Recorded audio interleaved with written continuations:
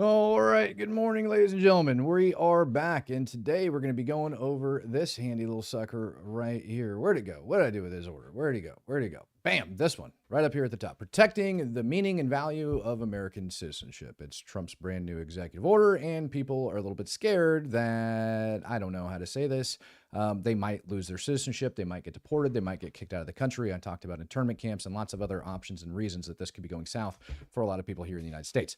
But I decided to do a deep dive into this today. I wanted to look into it. And if you're asking why I'm showing up a tad bit late, it has to be because I have other life exceptions that are going on. I ended up jinxing myself last week when I said that life is going to be returning to normal for me. It, in fact, has not.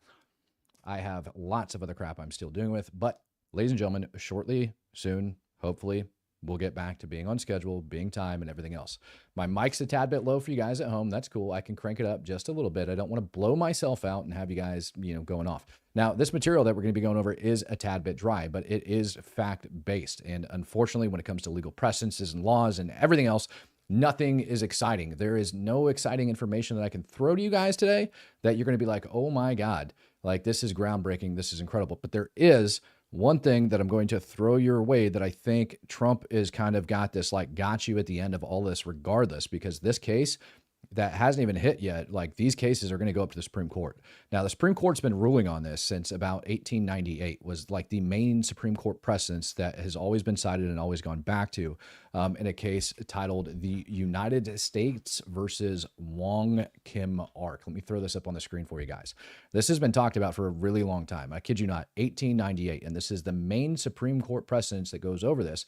And every time there is a question about whether or not somebody is entitled to their citizenship, they always go back to this. And it has a ruling in here. Now, to give you a history of, U.S. versus Wong Kim Ark, just a brief summary.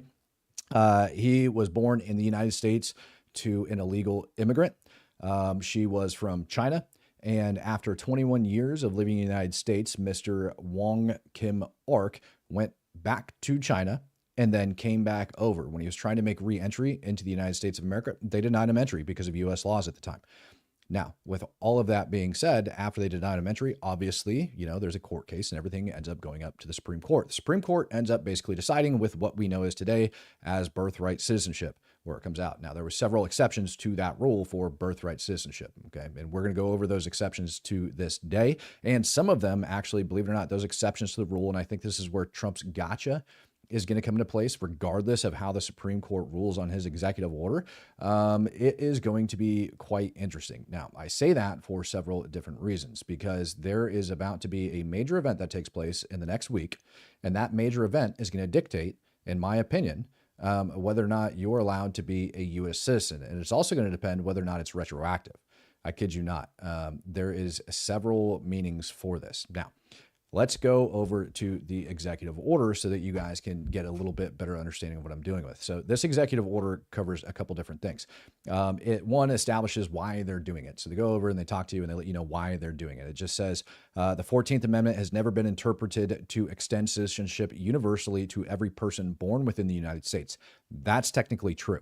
There is, as I just stated, several exceptions to the rule, but the Supreme Court has been pretty freaking clear on who it is, and they actually state it. All persons born or naturalized in the United States and subject to the jurisdiction thereof are citizens of the United States and the state where they reside.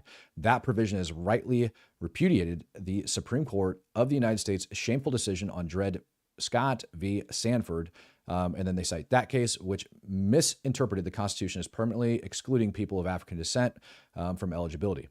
They go a little bit deeper, but they start laying everything out. So here's the people that the Trump admin is saying that this is not applying to by the powers of this executive order. So again, just coming in here to give you the facts on what they ended up saying, because facts are important, right? You want to be a critical thinker? I think you do. That's why we're here. So let's zoom in on this paragraph right here. Among the categories of individuals born in the United States and not subject to the jurisdiction thereof, the privilege of the United States citizenship does not automatically extend to persons of the United States. Here, in this instance, when the person's mother was unlawfully present in the United States and the father was not a United States citizen or lawful permanent resident at the time of said birth, or two, when the person's mother presence in the United States at the time of the said person's birth was lawful but temporary, such as but not limited to visiting the United States under a visa waiver program or visiting on a student work visa, tourist, whatever. And the father is not a lawful U.S. citizen. So just because they're here, and then they go with policy that they're going to be pushing for how they want to direct their departments to enforce this. Now, the way it works, for those of you that are unfamiliar, you have the legislative branch that passes laws. You have the executive branch that enforces the laws, and you have the judicial branch that interprets the laws or takes care of all of the other legal issues that arise from how they're being executed and making sure that we're not infringing on anybody's rights.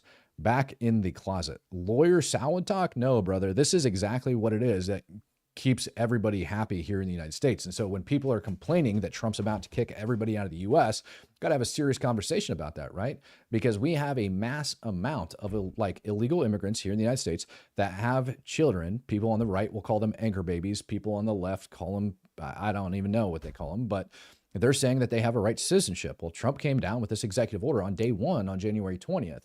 And while it might not be in your algorithm or anybody else's, there's a lot of people in the United States that really, really care about this. And I mean a metric F ton. And I think you would want to know whether or not you're going to be on the right side of the law versus the wrong side of the law or your stance. And I'm just doing my best to educate you guys on this subject because it absolutely applies to today. And the ruling that's going to end up coming down, I think it doesn't really matter what it says because there's an exception to this rule that they're currently talking about here that we're going to go over. It's absolutely nuts if you really think about it. If you're woke, back to the closet. Yeah, I don't care if we have woke people in here. I don't care if we have unwoke people in here. My goal is to make critical thinkers. And so if you're woke and you want to be a critical thinker, you're on the right channel. If you're not woke and you're a critical thinker, you are on the right channel. If you want to be intellectually honest, you are on the right channel. That is what I try to do here. I try to bring you guys facts, whether or not it fits my agenda or whether or not it fits your agenda. I'm just telling you what the facts are. And you could take those and you can interpret them however you want. You could ignore them, but that's what I do. I sit here and I lay it out. So here we have the executive order, here we have the executive order that he signed and the particular people that it's going to affect. Now, those particular people that it's going to affect, I mean, obviously are pretty freaking pissed off and they want to make sure that they're going to be getting taken care of if they are legal citizens. So woke is joke, but welcome. Yeah, I don't care who's in here, to be perfectly honest. If you're a respectful human being, you will be respected. If you jump in the comment section and you start spamming it, everything else, the mods are going to take care of you. So, I mean, it's just intellectual honesty, ladies and gentlemen. I preach it. I'm going to teach it. John Wilson coming in, he says, there was a note found with a bomb threat at my high school alma mater earlier this week. Thankfully, when the authorities searched the school, nothing was found. Never saw something like that happening in my small hometown. Well, that's freaking nuts. Idiots with freaking notes just trying to like drive fear into everybody else. So these are the two things. All right. This is the main portion of the executive order. And instead of reading it and just boring the hell out of you, I'm just going to give you the bullet points on it. Okay. So here's the bullet points on this sucker. Bullet point number 1. All right. This is affecting children born in the U.S. after 30 days from the order's issuance who meet the following criteria. So children born in the United States, 30 days plus January 20 is who it's going to affect. So if you're already here in the United States, this order is not supposed to go back and retroactively kick your butt out. All right. That's not what this order is designed to do. For that, there's going to be a path to U.S. citizenship and all sorts of other stuff that they've already talked about, wanting to make sure it happens. Here are the 2 criteria that they end up throwing down for who it's going to affect. And it's going to be mother was unlawfully present in the U.S. at the time of the birth, and the father was not a U.S. citizenship, lawful permanent resident. So there's that. And the mother was lawfully but temporarily present. So if you're here on a visa, you're not technically a U.S. citizen because you had to get a visa and you have a child here. Well, they're saying that child doesn't count now. This order goes into effect, like I said, 30 days from the date of the order. So, January 20th plus 30 is when it's supposed to go into effect. Legal basis, they end up citing for this, okay? It goes down to 8 U.S.C. 1401, which I'm going to put up on the screen here in just a second. And it interprets subject to the jurisdiction thereof from the 14th Amendment to exclude certain individuals. And those certain individuals are what we talked about. He does have executive authority, whether you like it or not. And that executive authority is going to direct the federal agencies to enforce the interpretation, all right, to refuse documentation of people that are born underneath those 2 circumstances that I just said here on U.S. soil. Now, there is a huge issue that's going to arise out of that, and namely, that issue is going to come because, like I said, this was the Supreme Court case that had been decided on all the way back March 28th, 1898, and it breaks it down really. Like, if you want just an interesting case of like, wow, no kidding, that's why we have that, go look at this case. And again, this was all the way back in 1898, and it wasn't like it was a marginal decision either. I want to say it was 6-2. All right, on this decision to give the citizenship, this guy his citizenship. And then it became like this landmark case. And every time there was an issue, they'd always go back to it. But let's take a look at the U.S. Code that is cited in the executive order talking about it as U.S. Code 1401, nationals and citizens of the United States at birth, right here. And you guys can see it. It's from Cornell Law. And only about 2 paragraphs of this sucker are really going to end up affecting anybody, right? Because after that, it goes to people being born outside the U.S., and that's what we're not talking about. You see that? People born in an outlying possession of the United States, a person of unknown parentage found in the United States while under the age of 5. Yeah, we've got a baby randomly and we don't know where they came from. We're just going to give them citizenship and take care of it. Makes sense.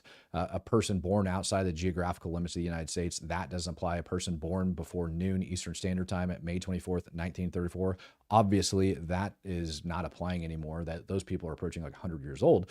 So then that leads us back down to the first frickin' sections, which is going to be A and B. Or I'm sorry, A, B, A and B. Yeah, I was right. All right, so a person born in the United States and subject to the jurisdiction thereof. And this is one of those statements, like I said, that the Trump executive order is focusing on, subject to the jurisdiction thereof. Now, that was also one of the issues that ended up getting cited over here in the Supreme Court case, subject to the jurisdiction thereof. And you can see it right here. Let me come down. All persons born or naturalized in the United States and subject to the jurisdiction thereof are citizens of the United States and the state in which they reside. Again, this is one of the things that got argued, is that this gentleman, because he was essentially what we would consider present day anchor baby, didn't have a right to be a U.S. citizen because of that. And I already told you the standing on it. But again, that is the U.S. Code that is being cited inside here. Saying all persons of naturalized U.S. citizenship, judgment to the jurisdiction hereof, right? So that is what they are citing and pulling off and saying that that's not correct. But the problem is Supreme Court already ruled and said that is correct. And Supreme Court precedence basically sets laws, whether you like it or not. That's just kind of how it goes. So the Trump administration, by signing this executive order, it would seem is going against that particular Supreme Court case. Now, again, they interpret the law and the executive branch is supposed to enforce the law. So is he directly going against the precedence that was set by the Supreme Court? Honestly, on face value, when I look at it, I really do think he did. If you are an attorney or somebody else that is kind of like schooled up in this and you respectfully disagree with me, I can't wait to hear from it. But that's exactly what it looks like. All right. And the reason I'm saying that is because these are the key words that were placed in the executive order. These are the key words that was gone over in that Supreme Court case all the way back in the 1890s. And the rulings from that Supreme Court case said that they have a right to citizenship. That's not me. That's the U.S. Supreme Court. I'm just giving you the facts. Texas Actual coming into the chat, gifting out 50 Speak the Truth memberships. Gotta love it. All right. So let's take a little bit deep diver into this, because the big thing that everybody's complaining about, whining about, is the 14th Amendment. Right. And the 14th Amendment, believe it or not, is not that long. It's a total of 5 paragraphs. So we're just going to go over these 5 paragraphs really quick. All persons born or naturalized in the United States and subject to the jurisdiction thereof. You guys kind of see how that goes over like the U.S. Code and all that crap. What is it, Title 8? All persons born or naturalized in the U.S. and subject to the jurisdiction thereof are citizens of the U.S. and of the state where they reside. No state shall make or enforce any law which shall abridge the privileges or immunities of citizens of the United States, nor shall any state deprive any person of life, liberty, blah, blah, blah. The reason that's in there is you have to understand, when the 14th Amendment came around, it was immediately following the U.S. Civil War. And African Americans at the time were denied. They were denied citizenship because they were not, they were not originally from the U.S. And so the 14th Amendment came around, and that was made to clarify that. The concept of anchor babies, I think, wasn't a thing at the time. Now, regardless of the deep dive that the Supreme Court likely had to do into all of these precedences, into the 14th Amendment and into the laws that existed at the time, they still came to that determination. So those people are way more schooled in legal precedents than I ever will be, or law or anything like that, especially when it comes to the constitutional authority. So yeah, I got to go with the Supreme Court at the time, right?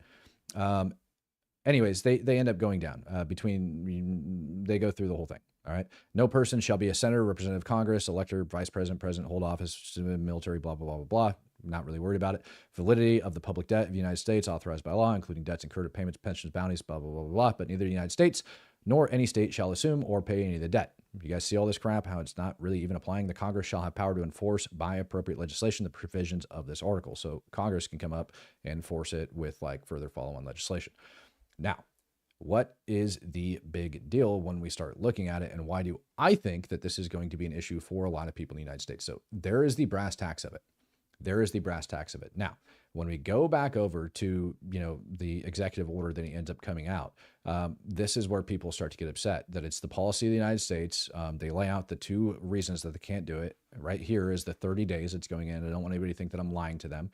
Nothing in this order is going to be construed to affect the entitlement of other individuals, including children of lawful permanent residents, to obtain documentation of the U.S. citizen. Enforcement. Secretary of State, Attorney General, and the Secretary of Homeland Security and the Commissioner of Social Security shall take all appropriate measures to ensure that the regulations and policies of their respective departments and agencies are consistent with this order, and that no officers, employees, or agents of their respective departments or agencies act or forbear from acting in any manner inconsistent with the order. Basically saying that if you are in the federal government, you are going to abide by this document. We pay your freaking bills. You are going to do that. The head of all executive departments and agencies shall issue public guidance within 30 days of the date of this order regarding the order's implementation with respect to the operations and activities.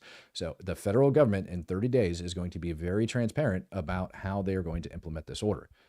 Now, here is the catch, and here is the exception to all of these rules, because the federal government isn't stupid, and I ended up putting it up there. Oh man, I'm super excited about this. This is the one that's going to blow people's minds, and it goes back to the internment camps and everything else, because you always have redundancy built in, right? Like if I'm going to enforce something that I know is going to get fought hard, I want to have some redundancy built into this sucker in one way, shape, or form. So here's the redundancy that I think people are going to end up getting a little bit upset about. According to U.S. law, right? According to U.S. law, there is exceptions to that rule that end up coming down. And I'm going to lay those out for you right now, okay? There's a couple other Supreme Court cases that end up going over this, but regardless of whether or not the parents have a legal U.S. citizenship status, they ruled that all children born in the U.S., regardless of their parents' citizen status, except for a couple narrow exceptions, which we're going to go over, are legal residences. So let's take a look at those exceptions real quick. I'm going to end up pulling those out for you guys. Now, those three main exceptions to this rule are foreign diplomats and their kids. So if you're over here, in the United States as a foreign diplomat and you have a baby, or your wife has a baby, they're not technically a U.S. citizen. This doesn't apply to them. The other one is Native Americans in tribal nations. At the time of the 14th Amendment that it was ratified, it got changed to Indian Citizenship Act of 1924, et cetera, et cetera, et cetera. Last, we have the enemy soldiers occupying U.S. territory during wartime. I'm going to say that again. This law does not apply the birthright citizenship that was ruled on by the Supreme Court of enemy soldiers occupying U.S. territory during wartime. Now, here's something interesting that you can just easily fact check. Is the global war on terror still ongoing? Turns out the global war on terrorism is still ongoing, for those of you that didn't know. Why is that important? Why do you think that that would matter if the global war on terrorism is still ongoing when it comes to birthright citizenship and the exception of enemy soldiers occupying U.S. territory and having children here? Why do you think that would apply? Like I said, you got to have redundancy. Well, here's your smoking gun. Cartels are about to be designated as foreign terror organizations, and all members of the cartel are going to be members of the foreign terror organizations. That foreign terror organization is an enemy of the United States of America, and we are currently at war in the global war on terrorism. The thing is, did we officially declare war? When was the last time the United States officially declared war? Anybody in the comment section, chat, anything like that? Congress didn't do it yet. It didn't happen. It's been a long, long time, ladies and gentlemen. If you guys don't know this fact, it's really fun to look up. Watch this. Here you go. I know some of you guys know this. When was the last time the the USA declared war. That's a lot of spelling errors. I apologize for that. June 5th, 1942. That is the last time the U.S. essentially declared war, World War II. The Korean War, the Vietnam War, Grenada, Panama, freaking the first Iraq War, all the way back in the 90s, Iraq 03, freaking all of it. The last time the United States government actually declared war was on June 5th, 1942. But we are still currently technically at war in the global war on terrorism. We have U.S. service members that are currently overseas doing God's work, taking care of that, and cartels are about to be foreign terror organizations. And those cartels are going to have people here in the United States. Now, I attempted to do some work to see how many people this actually affects, right? Like how many members of the cartel are estimated to be here currently in the United States of America? Like how many people associated, how many cartel members, anything. Problem is that they're cartels. And so we don't really know. There is estimates all the way down to like 5,000 for some organizations, and there's estimates all the way up to like 30,000 for other cartel organizations. Now, it depends on whether or not those foreign terror organizations, which cartels are going to be designated FTOs, because that's important. Because those FTOs become enemies of the United States of America. Their little freaking minions that are running around here end up becoming soldiers and or enemy combatants for that foreign terror organization. And any of their children born here on U.S. soil will not be eligible for citizenship by how I at least interpret this law. That makes sense, right? Like if you're a cartel member, you're an enemy of the United States of America, and you're here in the United States and you have a child that's born, you're not going to be a citizenship regardless of how the Supreme Court rules on things. And that makes sense, right? Like if, I don't know, Hamas decides it's going to make its way into the United States with a male and a female and freaking have an anchor baby, they can't get away with that. That kid is not going to be a U.S. citizen. The same thing is going to apply to the cartel, period. And so if your family is associated with the cartel in any way, regardless, you can go back and you can argue the United States versus Wong, right? You can go back and you can argue that freaking case all day long. You can do that. However, the exception to that rule is going to be enemies of the United States of America, which are going to be cartels, which are going to be their little foot soldiers, and all of those 30,000 plus foot soldiers that are busy running around the United States of America. If they have kids, they're not citizens, period.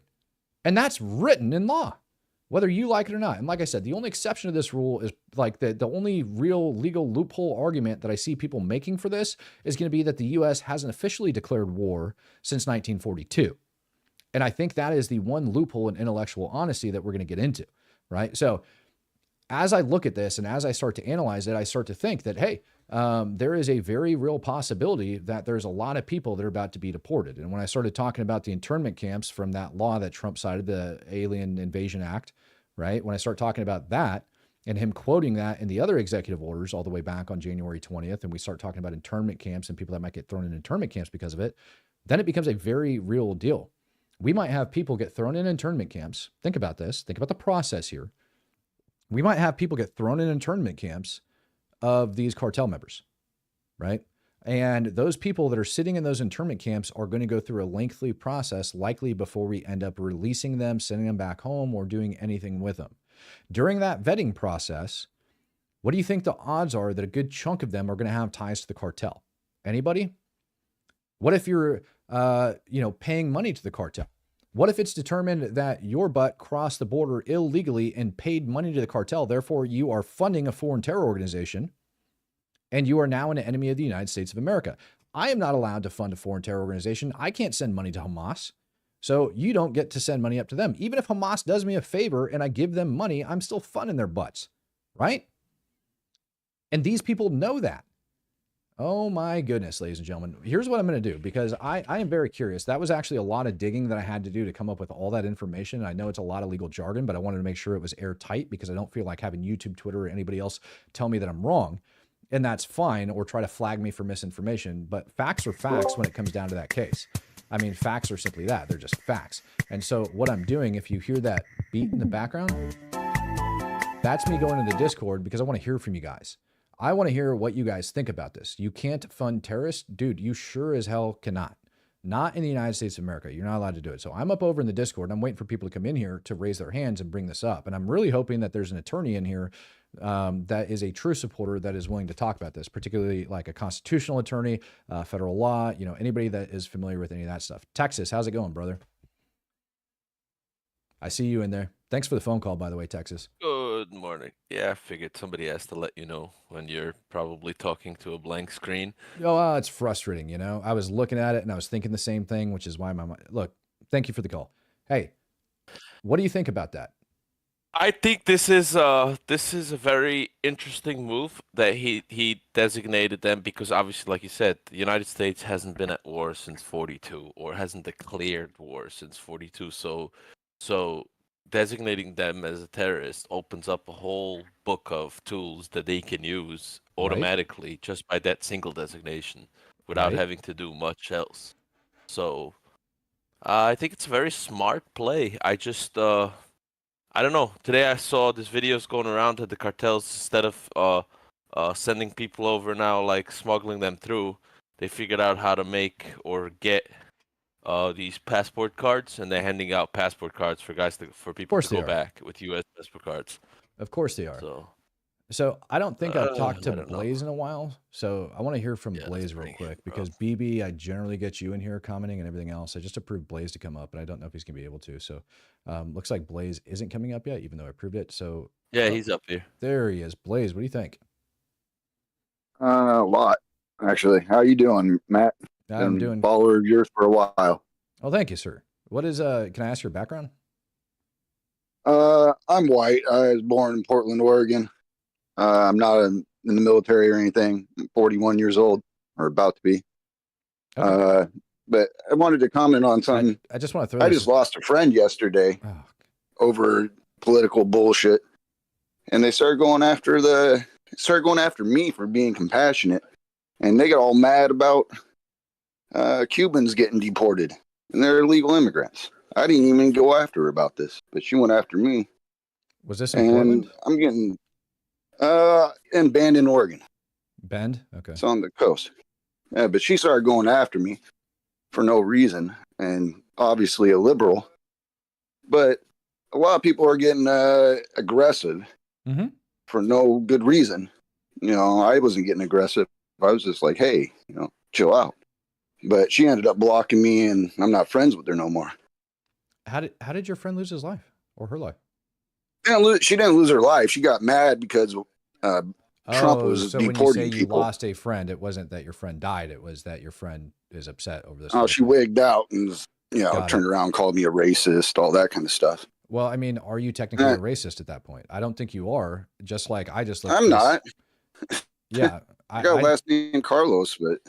What do you think about the information that I presented as far as the Supreme Court ruling, basically like confirming that if you have illegal parents, like parents that are here illegally and you're still born on U.S. soil, you're still granted citizenship? I don't think that they should be here. You know, I think they need to leave because that becomes the state has to take care of those kids at the point. Right. No, well, yeah, if they end up leaving them here, but then do the parents automatically get citizenship because they're taking care of the kid? Probably not. Oh, hell no. Holy crap. If these people want to come here and get citizenship, they can do it the right way. And, you know, maybe they could join the military or something. Right. Dude, I supposed to acknowledge the $500 that somebody just dropped on you, man. I was going to say, I have to pause this for a sec. Somebody just donated $500 and said, God bless you for speaking the truth. Keep doing what you do. Thank you. This wasn't... Thank you for sure.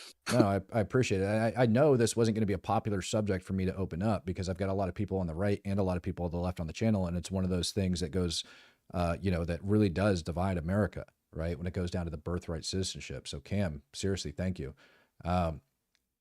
The fact is, dude, that this was already tried in the Supreme Court numerous times, and the Supreme Court's leaned on that ruling several times when it comes to birthright citizenship, particularly in the different things that the executive order ended up citing, and it just kind of reworded it a little bit.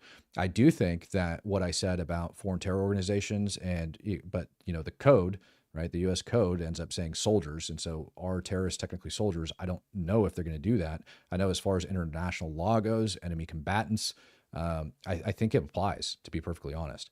And so I think those people are going to be SOL. And I think those internment camps and stuff might be a thing. I think they might go through them and end up finding those people. Like, they're serious about making this happen. So I think that if there's a hard pushback when it comes to implementation of this executive order, that's a very real possibility. Majority of the people want these people gone. Well, correct. I think the majority of Americans are looking at the 14th Amendment, just as I did. And they go, well, wait a minute, the 14th Amendment came out because of X, Y, and Z. And now we have interpreted it into this. But it really wasn't that long after the 14th Amendment actually got adopted. I'll have to look at the actual adoption date. But it was just, I think, like a couple years later. Yeah, 1868, July 9th, 1868 is when it was adopted. And so we're talking, what, 30 years later when the Supreme Court made that ruling? Less than, actually.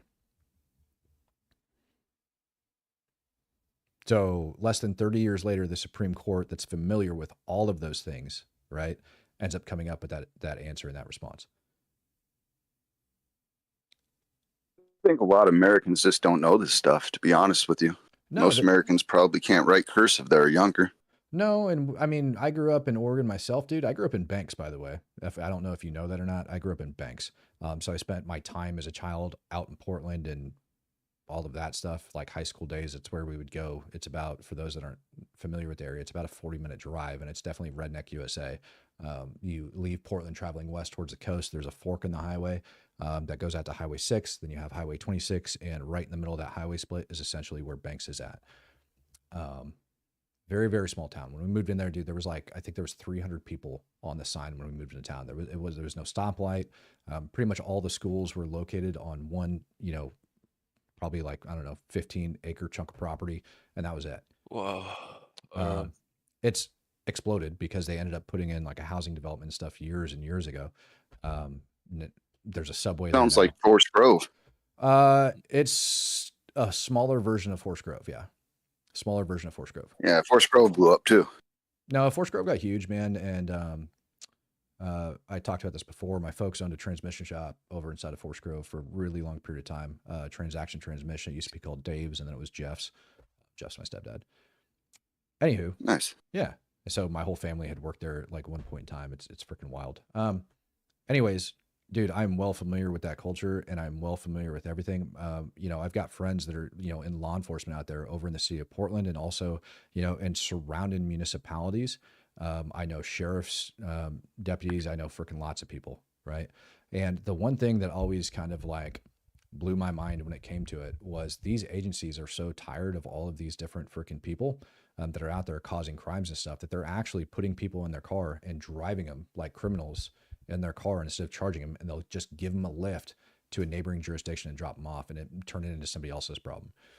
And yeah, I remember growing up with, and I'm just gonna call it what it is. We had a buttload of people over there back in the day. Even when I was like just getting out of high school, it was still the days where you had a bunch of people lined up outside of Home Depot looking for work in the morning, or sitting at like these pickup spots, like waiting for people to come by and pick them up for general labor or something like that. And the bulk of them were illegal immigrants. There is, oh man, now I'm going to have to play this video, but you guys won't be able to hear or see it, I don't think. Oh, you know what? I know how to fix that problem. Hold on. Are you familiar? There's a guy that did a video years ago. And he goes by the name Amazing Racist. Are you familiar with that video? Blazed? I know what I just said, and I know I'm not familiar with the video, no. Okay, let me pull this off the screen because I don't know what else he did, but I just remember seeing this going around back then. To give people an idea of how, like, the reason I'm putting this up there is because this was like a really big YouTube video back in the day.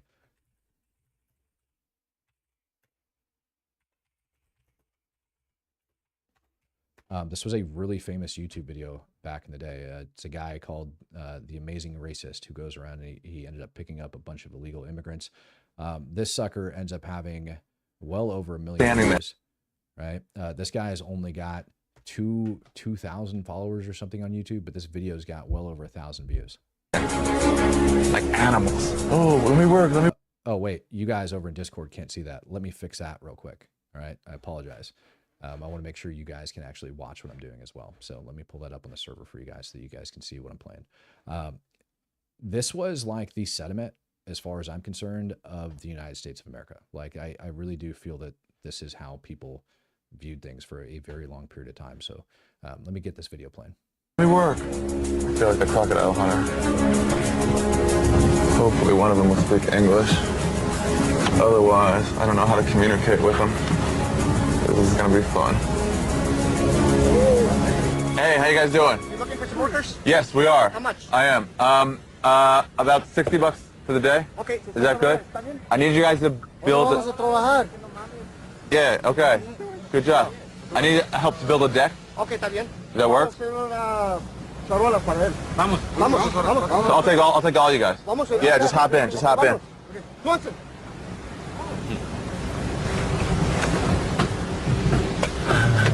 Aquí. Oh no, not in the front. I washed the cab. I need you guys to get in the back. Atrás. Yeah, you can't. Yeah.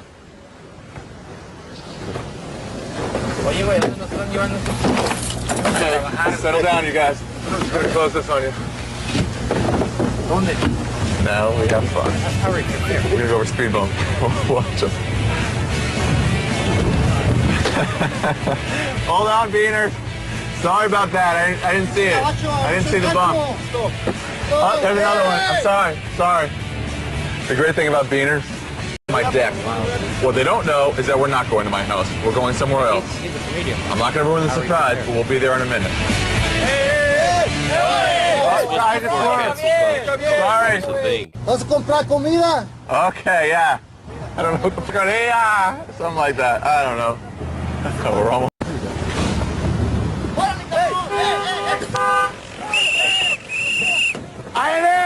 Ines, la migra! There's 6 of them right here! So the reason I'm playing that video for everybody, and there's people that are saying, yeah, it's a classic and everything else, but like, if you go down and you look at the comment section on this stuff, dude, there's still people, you know, who's here in 2025 and people like 84 likes, right? From 2 weeks ago. There is a lot of people that are still all about this life and everything. And it's obviously it's by a guy named The Amazing Racist. He's racist as hell, but there's over 1 million views on the video and tons of people are laughing at it, like it, freaking love it, whatever. And so when I think about, you know, what's taking place here in the United States of America, I go back to that. And I think about people being essentially, how do I want to say this? People being like closet racism type deal. And it really shouldn't be about racism. It should be about law and whether or not it's applicable and what we're looking at, which is why I take it in there. And I think a lot of people are, you know, in that mentality of that video that we just had up and agree with it and love it and think that all of that needs to be the way it goes. I think that's video. It's, yeah, it's funny. It's comical. You can have funny, comical stuff that ends up happening. It's really kind of smart content, but it is racist as hell. Like, period. So what do we do about all this? Because these are the people that are complaining, and that's why you lost your friend, because they're putting you in the category of that guy. And so the question is, are you in the category of, I don't think that's legal based on the 14th Amendment, or I don't think that's legal because I just don't like Mexicans? No, I think law is law. I think equality is all about it. Yeah, 100%. All right, BB, let's get your opinion on all that stuff, man. I think it's a catch-22, buddy. Can you hear me? Yeah, I hear you loud and clear. Yeah, I think it's a catch-22, same as England. Okay. It becomes a problem eventually, but however, we was built on immigration. If we, you know what I mean, our early infrastructure and stuff, we was all built on slaves and that, dude. Like, we relied on them. You can't really turn your back on what built your country, you know what I mean? Yeah. But yeah. at the same time, you can't just open the gates and let everybody and their dog in. Like, it's not how it works. So that question was actually answered by our new Vice President, JD Vance, the other day. Did you hear his response to that? I did not know. He said, yeah, this country was founded on immigration. We got it. We're a country of immigrants. And you can go back and you can echo it to Obama saying that we're also a country of laws. And if you break the law, you're not invited. Right? Like, we don't want you here. So we're a nation of immigrants, but we're also a nation of laws. Let me pull up this thing from JD Vance and share it with you guys. Oh, 100%. Yeah, 100%. Yeah. The same as England, dude. Like, we don't mind it if you come here and you can contribute to the system. If you're like a lawyer or a doctor or like a builder or architect, whatever it is, you know what I mean? But Mm-hmm. just coming in on a boat and expecting to be housed and fed, and it's just, that's not on, you know what I mean? Right. So here's what I'm going to do. I'm going to share my screen with you guys so that you can see it at home, and I'm going to pull it up for everybody else. I'm going to share that for you guys. I'm going to blow it up, and I'm going to put it on the screen. JD Vance actually got pretty much asked that very same question you did, and it's important because he's the VP, right? Well, Margaret, I don't agree that all these immigrants or all these refugees have been properly vetted. In fact, we know that there are cases of people who allegedly were properly vetted and then were literally planning terrorist attacks on our country. That happened during the campaign, if you may remember. So clearly not all of these foreign nationals but there are have been properly 30,000 vetted. people in the pipeline, Afghan refugees. But my primary Do you stand by concern it? as the vice president, Margaret, is to look after the American people. And now that So we no. know that we have vetting problems with a lot of these refugee programs, we absolutely cannot unleash thousands of unvetted people into our country. These It's people are not vetted. good. These people are vetted. Just like the guy who planned a terrorist attack in Oklahoma a few months ago, he was allegedly properly vetted, and many people in the media and the Democratic Party said that he was properly vetted. Clearly he wasn't. I don't want my children to share a neighborhood with people who are not properly vetted, and because I don't want it for my kids, I'm not going to force any other American citizens' kids to do that either. No, and that was a very particular case. It wasn't clear if he was radicalized when he got here or while he was living here. I don't really But care, Margaret. I don't want that person in my country, and I think most Americans agree with me. So that statement's valid. Now, that was done on Face the Nation, and there's another quote with him from Face the Nation, which is going to be right here. Well, this is a country This is a founded unique by country. This is a very unique country, and it was founded by some immigrants and some settlers. But just because we were founded by immigrants doesn't mean that 240 years later that we have to have the dumbest immigration policy in the world. So that's our vice president's stance, that it is the dumbest immigration policy in the world. What do we think? 100% agree. So just because our country is founded that way, and so they're looking at like reforming, fixing. Now, I do think because the Supreme Court ended up ruling on this long time ago, that they're going to end up having to come up with a constitutional amendment if that's the way they want it to be, because the Supreme Court literally interprets the law, right? And so, in my opinion, what Trump did in this is going against Supreme Court ruling, and so it would have to almost be an amendment to the Constitution, right, in order to clarify the 14th. I'm not familiar with the 14th. Sorry. Okay, so here in the United States, right, if we want a new constitutional amendment, we originally started off with 10. And in order to get the Constitution ratified, i.e. we're going to get amendments to the Constitution, which is where the 14th comes from that we're talking about, you have to have like a 2/3 vote and like a massive majority like to make it happen, right? Like a lot of people got to agree on this crap. Like an amendment of an old rule or something to like update it. So the U.S. was founded on, you know, obviously I'm assuming you're familiar with the history of the U.S. and the British and everything else. Out of that, we ended up having what were the Articles of Confederation, if I remember right. And then the Articles of Confederation were essentially used in several different ways by our country's founder to kind of like, you know, bring up the key core issues, talking about, you know, Second Amendment rights and all that other crap. But they had kind of like laid everything out. And then Constitution of the United States ends up getting ratified, and we get all of our, you know, First Amendment, Second Amendment, Third Amendment, Fourth Amendment, Fifth Amendment, so on and so forth, right? This is where we get the right to be secure, we get the right to free speech, we get the right to not self-incriminate, a speedy trial, not to get tortured, not to house government troops in our homes, yeah, all sorts of stuff ended up coming out of that in these 10 First Amendments. Okay. And then after that, we realized that, hey, we didn't do enough back then. And so from time to time, we have voted in new amendments. Like they end up having to propose them, states got to vote on them, and we get these amendments. The 14th Amendment was one of those after the Civil War, where obviously the Emancipation Proclamation took place, and then all of these southern states were against, pretty much every southern state was against, you know, having people who had just been released from captivity, who were former slaves, become U.S. citizens.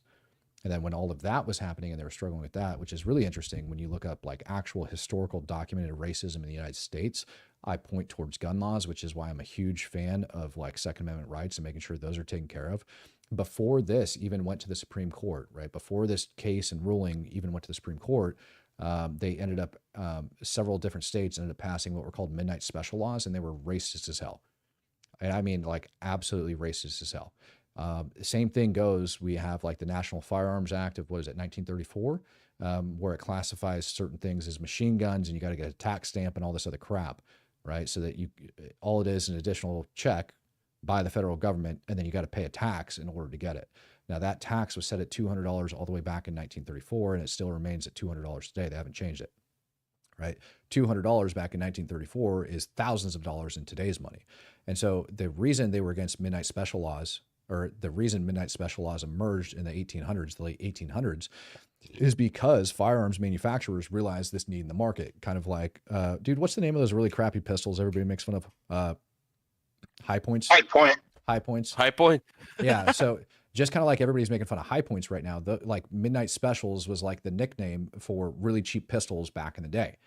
And in all of these state laws, when you go back and you look them up, they cite black people, Negroes, whatever they wanted to call them back then, acquiring these firearms and it being a huge threat. And so they wanted to ban midnight specials across the way. Essentially, they knew that they couldn't stop them at that point from buying firearms, but they wanted to ban all of those cheaper ones. So they banned all of the cheaper ones in some of these states with state laws, which then caused more issues, right? And that, so you have this huge struggle that was taking place all the way up into, like, you know, the civil rights movement in the 60s. It's like the United States has been racist as hell for a really long time. And I think people that were born today, that gentleman that blazed, that's up over here, right? Like, he's 41, I'm 40 years old. We were born in the, generally speaking, same area. And even when we were kids, if I'm to be honest about it, even when I was a kid growing up in like small town America, I remember when we had a Hispanic family go to our high school.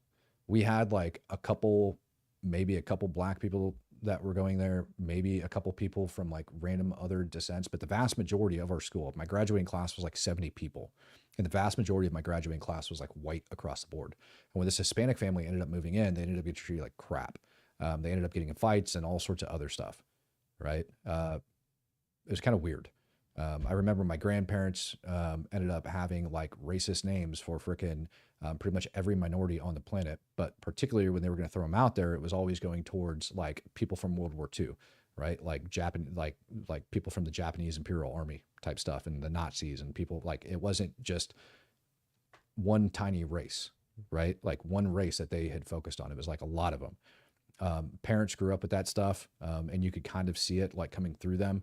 And obviously, the older I got and I started to notice that stuff when I was going into high school, I was like, wow, this crap's still bleeding over to this day. I thought all of this had passed. Clearly hadn't. And so there's a lot of people, you know, we look at this and we say, hey, look, the civil rights movement was way back then.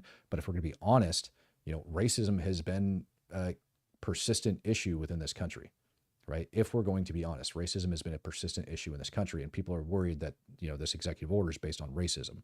I don't think that's what it is. Like, I don't see that in this executive order. I see this executive order as trying to do a common sense reform to a law that's been overly abused, which is why, you know, fiscal year December 2024, we had over 300,000 people trying to come into this country illegally because people abuse the law, and it needs to get fixed. If that incentive wasn't there, then they wouldn't be coming. If I tried to do the same thing in Iran and I crossed the border, they would take my ass, throw me in a prison. Well, me, probably not a good example. They'd hold me off as a spy, probably kill me. There's a couple U.S. hikers that went like hiking in Iran like years and years ago, and I'm pretty sure they were members of like the agency or something. But they had like crossed the border from northern Iraq. They were Americans. They crossed the border in northern Iraq and went to Iran. It was a huge issue. Like, our border security sucks. The way we implement our laws suck. And we cannot afford as a country to continue to take on new people every single time. You know, like me and my family, if I wanted to have another child right now, I couldn't afford it. So why allow this? You know what I mean? When our country is almost $40 trillion in debt.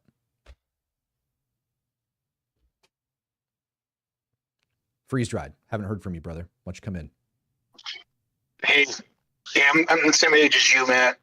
So I feel you. I just feel like the American people at this time, we're just tired of passing the buck on to the next generation. I mean, how many years has it been, you know, where we've done nothing to enforce, you know, our border?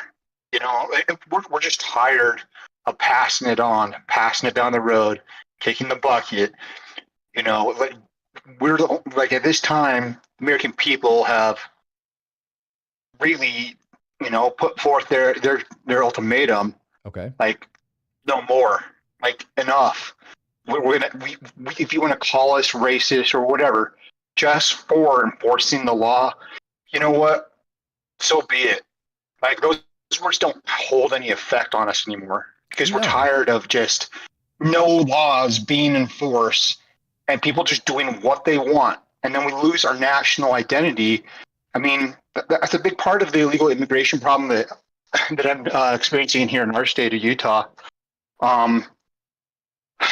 Just when illegal immigrants come across, generally, you know, they group together, and they do that because it's familiar, right? And maybe they have family or whatever, but you know, they hold on. It's okay to be proud of where you're from, but there's a reason why they want to come to the United States, right? And they're coming from all over. They're not just coming from Mexico. They might enter into the southern border, but they're coming from everywhere. But they want to come to the U.S. because of the opportunity of the U.S. What, you know, the American dream, right? But once many people get here, like they don't assimilate. Yeah, and so then you have places. Go ahead. Yeah. This is where I get pissed off, right? Because every person that we end up having here illegally, like I said, that order is not like, let's say, for example, that order takes effect in 30 days and it's actually enforced and the Supreme Court upholds it for some obscure thing that I haven't found yet, right?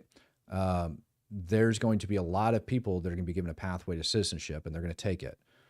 My issue is that we have people from all around the world that are trying to abide by the laws and come in. And so then it becomes almost like an ethical issue of, do these people that are trying to follow the law to get actual citizenship to the country deserve better than that? You know, I've got friends still overseas in Afghanistan that are not able to make their way here, right? That they had special immigrant visas that were granted for them and they couldn't get out of the country. Yeah, who helped us, who actually believe in what our mission was, right? I would argue that some of those people have done more for this country than the vast majority of U.S. citizens. Right. I mean, granted, I never served in the military, and I support the military, but I was I was going into law enforcement. I did the whole thing. Had offers, ended up getting other offers from other industries, and I'm grateful I didn't get into law enforcement because I would have hated having my hands tied by state attorney generals or by just, you know, people not wanting to actually prosecute and enforce the law. Yeah. Like, that would have made me so pissed. Well, so, you know, and so it's just like, I respect people who do this. Right. And I think the bottom line is, if we actually enforce the laws that we had on the books, this wouldn't be a hot button topic. Period. We were going to have this many people to begin with. Well, right? That, like, if we had just enforced the laws we already had on the books, this would never have been an issue. But it's just been like generation to generation, just kicked down. You deal with it. You deal with it. And then blown out of proportion. I mean, Obama was the deporter in chief, right? Like, over 3 million people were deported during the time, Obama's time in office. No, he did. He kicked a lot out. A lot. But we just let in, like, what, supposedly maybe up to 20 plus million people, and we imported them. Like, that's the worst part about it. We literally have flights going to other countries to import illegal immigrants, and then dropping them off everywhere. Well, and it's just like, literally hundreds of thousands a month Border Patrol encounters. So I think it was like, if I remember right, the figure that I ended up hearing was like times 10 or something like that for the ones that end up getting through. Like, we're only catching like 10%. Right. I mean, and that brings up the whole compassion part, right? So my wife, she's an elementary teacher, and just the last 2 weeks, they've seen probably 4 or 5 students out of every class, like, not show up. And it has been expressed, and it's continuing to be expressed throughout our community here, that, you know, they're afraid.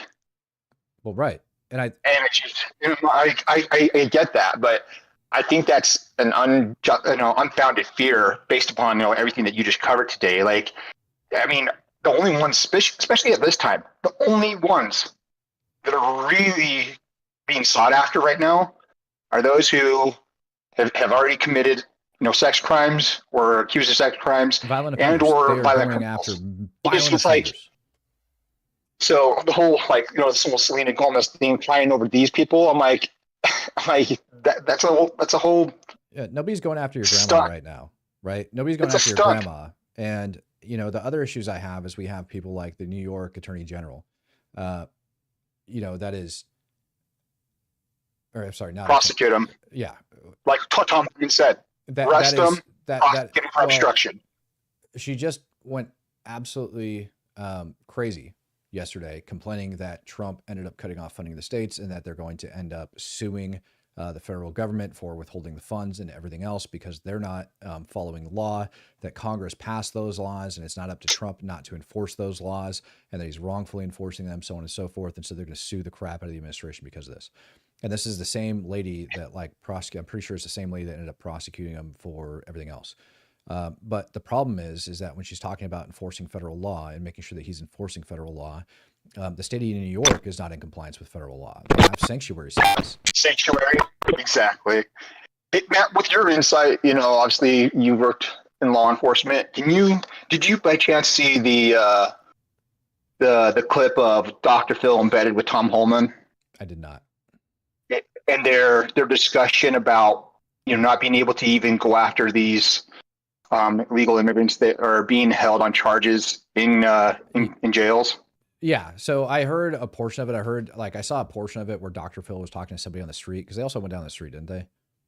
Yeah, they did. I saw that portion of it, but I didn't get that whole thing.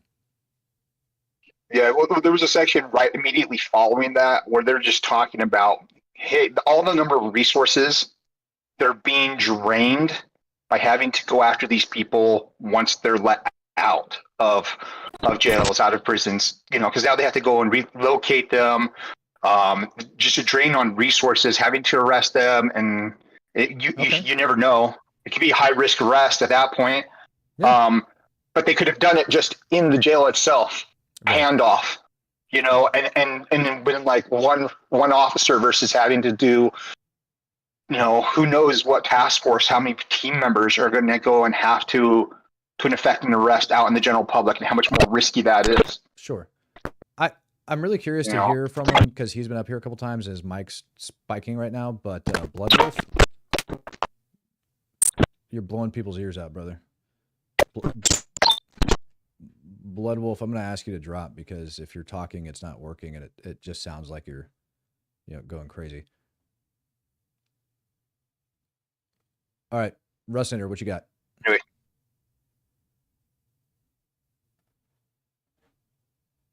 Hey, Matt, can you hear me? Yes, sir. Can you guys hear me?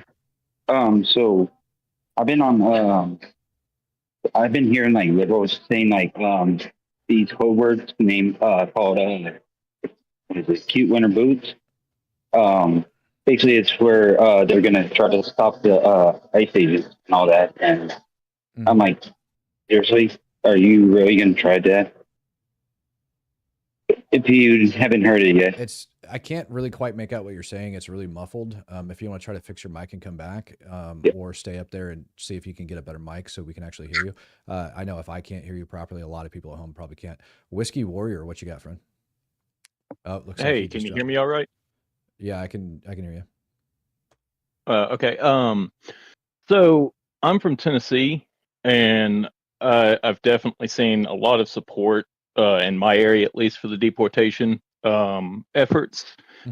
My main question, when Freeze Dried was talking, it made me think about, because I believe it was Utah's either senator or congressman that put forth the idea of the government issuing letters of marque to private citizens or private security firms. And I was just curious what your opinion of the implementation of that could be, if it would be a net positive, or if it could incite more violence within our communities if private citizens are trying to get involved. Have you looked up the history of the letters of marque and where they were actually used?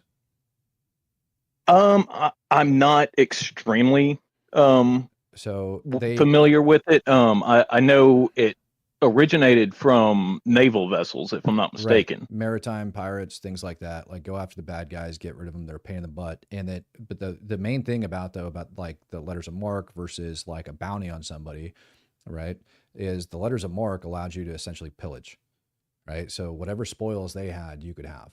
And so if we end up doing the same thing and we say, okay, letters of marque, go, anybody associated with the cartel, you're going to have a bunch of people down the border with sniper rifles shooting dudes with freaking bags of cash. Exactly. Right. Or let's say it's California. Let's say it's California, for example, right? Where this would be another great question. California, marijuana is decriminalized. So what happens when you have some mules that are freaking humping a bunch of marijuana over the border? Those guys get shot. And then they end up doing that. Further, how do you identify those individuals? So I think it's a very dangerous thing for them to come out with letters of marque in this particular situation, because there's also a lot of people who aren't, right? So what happens when we have people that are out doing letters of marque, and trying to enforce those things down the border, and they end up shooting a family that's crossing the border, or a young man that has nothing to do with it, that is just, breaking the law to come to the United States. Does that person now go on trial for murder? No, I definitely agree with you. I feel like issuing the letters would definitely incentivize a lot of gun-ho people that really have no business being out there getting involved. Another sort of to expand on your point about like mules and whatnot, as far as letters of marques, like whoever apprehends or detains the person getting a split of whatever is seized or whatever. Most of these cartel members and whatnot are smuggling drugs. So would there be like I've wondered, just like, if that situation did play out, say a private citizen went down, apprehended a mule, and got, say, 10 pounds of cocaine. Okay. Like, what does a private citizen do with that? Do they turn it into the DEA and get a reward, or possibly? I mean, possibly. But yeah, I mean, that's a possibility. That's all stuff that would have to be thought through. And I mean, my biggest thing is, dude, law enforcement, military, it doesn't matter. Like, intelligence drives operations, right? And so when you put out a letter of marque that ends up saying that, people within this cartel are free game, and you have people that are going to go chase on after them, and they don't have that intelligence background, right? You're going to have a bunch of dudes with rifles that are trying to make it rich by shooting somebody with money. And there's going to be a lot of murders. And that is something that I'm not okay living with. Like, I have a different view on the death penalty than I think most people. You know what I mean? Like, my personal belief on that, and here's why I'm bringing this up. My personal belief on I'll explain it. My personal belief on the death penalty is evidence based on DNA, evidence based on anything but, mass amounts of eyewitness testimony, and like short of video evidence that this individual is doing that, I don't think they should get the death penalty. The reason I say that is because of the amount of people in this country that have been put to death by our government, that have been found guilty, that are later absolved of the crime because of DNA evidence later on. And I completely agree. And DNA evidence can also, be circumstantial almost. And they could put it in there and be like, well, why is your DNA here? Why is this hair in the vehicle? Why is this, where it's at, whatever.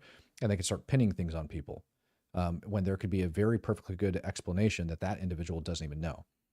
And so I've kind of got an issue with that. And that brings up the letters of marque going down to the border, because even if they are entering the country illegally, they still don't deserve to die. They deserve to get arrested and put back. You know what I mean? Yes, they still have a right to a trial and whatnot. Right. It shouldn't just be a death sentence. Right. Now, and I wholeheartedly agree. I was just curious as to what your take on the letters of marque were. But I appreciate you letting me speak, and thank you for your service. Thank you for putting the show on. I really appreciate what you do, man. Yeah, appreciate you. That was actually a really good question. I think letters of marque, you're going to have a bunch of people without intelligence. Even if you want to be a bounty hunter in the U.S., you got to meet like a certain level of training and experience in order to knock that stuff out. You just don't get to go and hunt bounties whenever you feel like it. Russinator, how you doing with your mic? He ended up dropping again. All right. Anybody else got anything they want to add to that? Want a off-topic run here? F-16s were scrambled. I sent you something.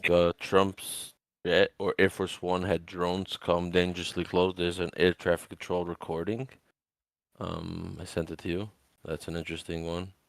F-16s Were they more Were they more FAA approved drones or no?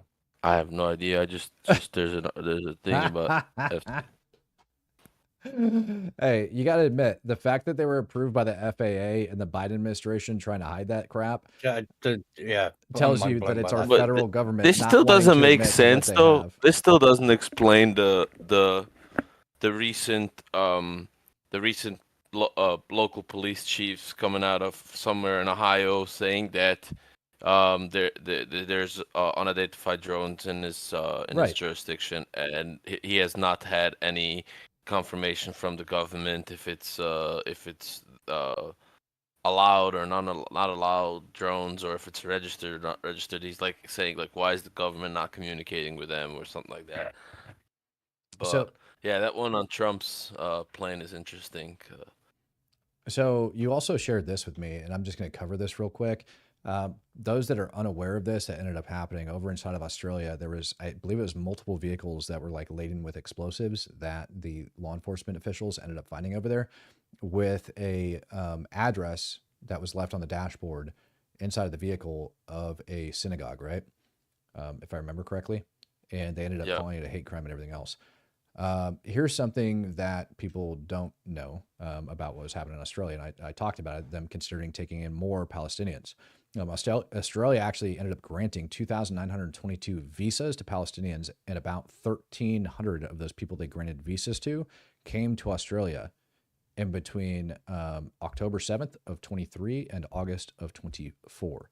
So well over 1,000, Palestinian Gazans ended up making their way over there due to asylum and everything else. So it's pretty freaking insane. Just throwing that out there. Maybe don't. There's a lot of Lebanese in Australia as well. Correct. Have a laugh on the last thing I just sent you. Let the whole people here enjoy a quick little laugh about the condoms in Gaza and the Mossad did with the beepers for Hezbollah. Look at that statement. Is this good? U.S. spent $50 million on condoms in Gaza. If the goal was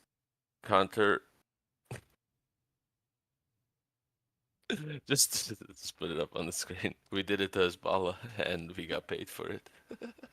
U.S. spent $50 million on condoms for Gaza. If the goal was contraception, we did it to Hezbollah and got paid for it. That's hilarious. That is absolutely hilarious. Were you here last night when I did the math on that? No. I was not here when you did the math. I heard a little bit of. Oh, actually, I was here when you did the math. Yeah, I did. I was. Yes. Okay, yes. so 2.1 million citizens last census inside of Gaza. $50 million, about 10 cents per condoms. 500 million condoms would have been allocated for Gaza. All of the people that are online, because I then had to go back and do some like fact checking on it, because I started seeing people say, well, no, that's been disproven. That condom thing isn't real. It's been disproven. Well, all of that disproven is coming from AI. And what they're citing is some old funding that was going through the World Health Organization, and also I want to say it was to UNRWA and several other places where we had sent contraceptives over there, but it was a much smaller dollar figure worth of contraceptives. It was like 50K or something worth of contraceptives going. It was like a very small number. But all of that data is from 2023. And so when people are citing, the AI and everything that goes into it and saying Trump admin's lying, they're citing AI that's using figures from 23. Like, I'm going to go out on a limb, and I'm going to guess that she wouldn't lie the first day on her job. No, that would be a really horrible look for her. I would agree with you, sir. Yeah. All right. I would just go out on a limb and say that. Yeah. All right, ladies and guys, I'm out of time today. I do have some other things to get to. I'm also going to shoot a video and post it up here in a little bit. You guys have anything in particular, like hot button topics that you want a video on today? One last thing before you go. Good luck on your application for the White House press thing, dude. Hey, I appreciate that, man. Yeah, let's see if it happens. I should be one of the first people that applied. I can actually go check in my email and see if that came back yet. Obviously, I have to get vetted and everything else. And it was really weird.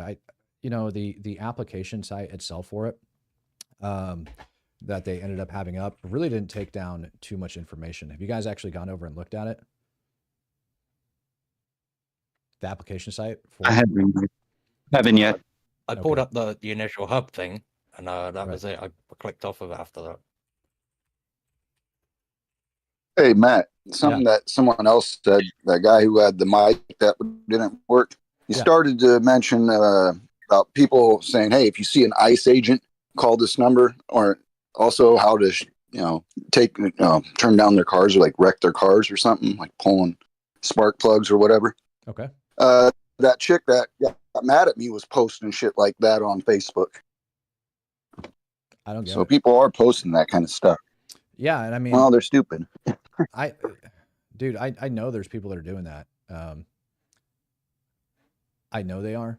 I don't know, man. I don't know.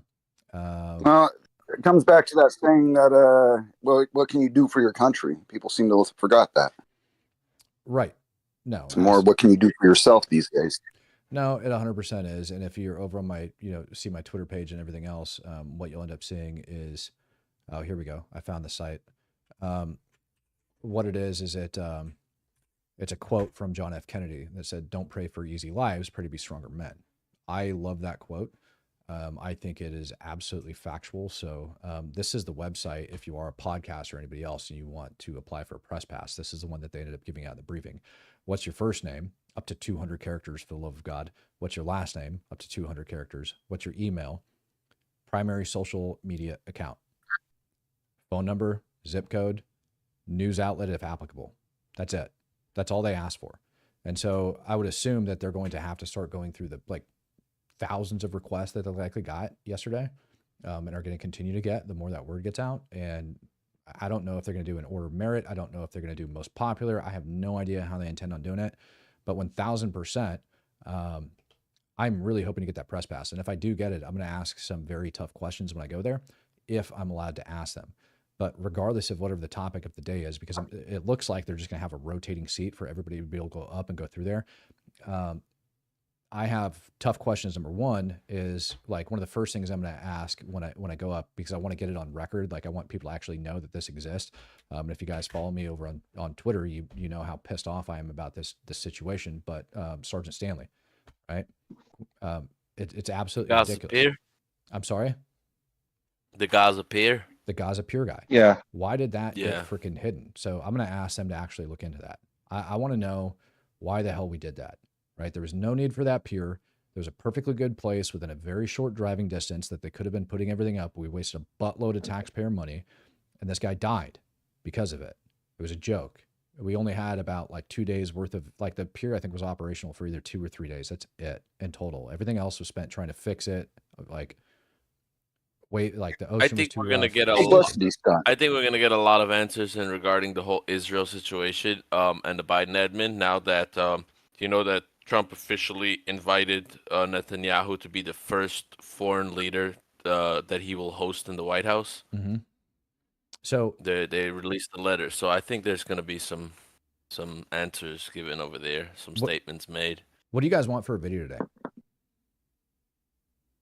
I think can you try to go over these this topic about cute winter boots, because I've been hearing liberals talking about it. So what they're saying is basically it's code words to stop ICE from taking the criminals and illegal immigrants that came here illegally. Basically they're trying to say that they're gonna try to stop them from doing their job, and I'm then I've been telling them on TikTok, basically you're gonna FAFO and you're gonna get your ass beat if you try doing this shit. Interesting. So if you haven't heard about it, I haven't. Somebody just tagged me in this, and I think it is important. Israel is asking to finally receive definitive and official information about the fate of Shiri Bibas, who was kidnapped on October 7th with her children. Ariel and Kafir. As a result, a firm message on the subject was delivered to the terrorist organization Hamas. So they straight up asked Hamas whether or not these people are alive. Like, yes or no. So throwing that. I'm still trying to hear back from I'm been still trying to hear anything about them on from Amir. So if I hear anything, I'm gonna definitely send it your way on Twitter. I appreciate it. And I mean, I can shoot him a text. I don't want to bother the family right now. I know they're going through enough crap. Yeah. Yeah, exactly. To hit. Like, I'm not going to bother him over that. I'm just going to wait. Yeah. Anything else, guys? Winter boots? No. I just wanted to tell you about the cute winter boots that the liberals are trying to say, and then they're like dressing up like Antifa, Black Lives Matter people, and they want to like go after ICE. So if I can find the videos of them talking about it, I'll send it your way. Okay. Sounds good, my friend. Thank you. All right. Thanks, Matt. Yep. Bye. All right. Anybody else speak or forever hold your peace? Oh, I don't know. Christopher Did you know says there's something special angry, forces put out a guys full in Tony Taiwan? rant. What's that? Did you know there's special forces guys in Taiwan? Yeah.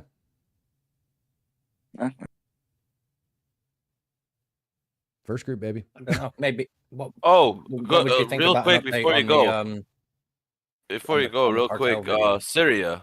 Did you see the announcement that guy made? Oh God. Yeah. He offered for Russia that they can have their bases back if they hand over Assad. Right. I don't know if that's going to happen. And let me tell you why I'm pissed off. Did you guys see this video? Oh, you guys can't see it. Hold on. Let me share. I'm looking at this. Let me share the YouTube, screen with so- you. Don't worry about Oh it. God. Did you guys see this video? No? نطالب الحكومة الفرنسية بإطلاق سراح أخينا إبراهيم العيساوي إذا لم يتم إطلاق سراحه. They are threatening to burn down Notre Dame. This is HTS. This is the group I was that going to say, that looks like the church, Notre Dame, that they just rebuilt. They're threatening They France. literally rebuilt it like 2 years ago or something, because it got burned down like 5 years ago. Yeah, and look at what they're doing.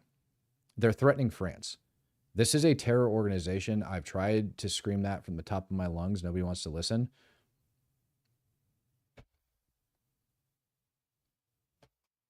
It's wild that people think that we're the good guys, like. No, and that's the problem. That's the problem. It's the same thing somebody just posted about Ukraine. It's like people forget that only like 35 years ago, like Poland and all these neighboring countries were under USSR, and like people have a very short-term memory. Like they have to start remembering things. Right. Like Well, people now with Syria, it's even a shorter memory. This guy was literally had a 30 million, 30 million was it, or 10 million? 10 million. How much was the bounty? And $10 this million is- dollar bounty on him. I legitimately got pissed off Wild. because under the Biden admin, I did try to apply for a press pass. I didn't work for a mainstream media outlet, so I didn't freaking qualify. And mainstream media outlets like BBC put out from Syrian jihadist leader to rebel politician. Dude, it's a terror organization. The guy's still a terrorist. This is why the White House is like, we're going to allow other people to come in because nobody wants to listen to you. Nobody trusts you. Nobody trusts you because on Short-term December 8th, memory. you put this out. And then this video, dude, kiss my ass. You know what I mean? Like, it's ridiculous. So I'm really hoping to get in there. Absolutely wild that people can have such a short-term memory and say that, yeah, they reformed themselves. And it doesn't work in any other aspect, right? Yeah. It doesn't. I give it. I said it there. We had this live stream when the first time he actually wore a suit in public. We had this live stream. We had this Discord chat. I said we give it maybe 6 months before they start making terroristic threats against people they don't like. It didn't last 6 months. Now they're doing that. Right. No, dude, it's stupid. They're just continuously like doing terrorist crap. They're still a terror organization. They're still a foreign terror organization. And we took the bounty off the head so that we could talk to the guy. So we went directly against U.S. policy to negotiate with a terrorist. Yes. Yep. It's not a joke. I said People- I people remember don't we were understand. fuming that day. That is actual U.S. policy. That is actual Yep. policy of the United States government. That's not just a slogan or a saying. It is the policy of the United States not to negotiate with terrorists. Yeah, yeah. We had this conversation. We were fuming about it that day. We said, like, when did it become the policy of the states to have a conversation instead of sending a couple of door kickers to say hello to you? Like, when did that happen? It's like we've gone from FAFO and actually find out to FAFO and okay, let's talk about it. Let's talk about your feelings. It's ridiculous. Exactly. It's ridiculous. When did we allow to have U.S. hostages anywhere in the world for more than a couple of weeks? And if negotiations died down, there wasn't tier 1 guys doing work to bring them home. When was this a thing? It's ridiculous that it's become normal that like, oh, but let's talk about their feelings. Maybe it's just wild. It's like, I don't know. Okay. So yeah, U.S. does. You can't be politically correct with terrorists. That's it. You know what? I'm about to take this and put this up because it really does piss me off. U.S. government does have a standing policy not to negotiate with terrorists. Now, what I'm about to put up is coming from house.gov. So give me a brief sec while, you know what? Give me a brief sec while I end up pulling this up. So house.gov. This is coming from Tom Cole out of Oklahoma. This is all the way back from 2016, but it talks directly about the policy and we're going to have it in.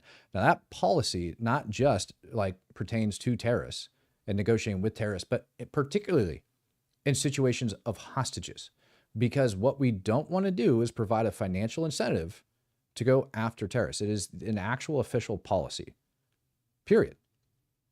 It has been a longstanding policy of the United States that we will not negotiate with terrorists and we will not pay ransom money to free them.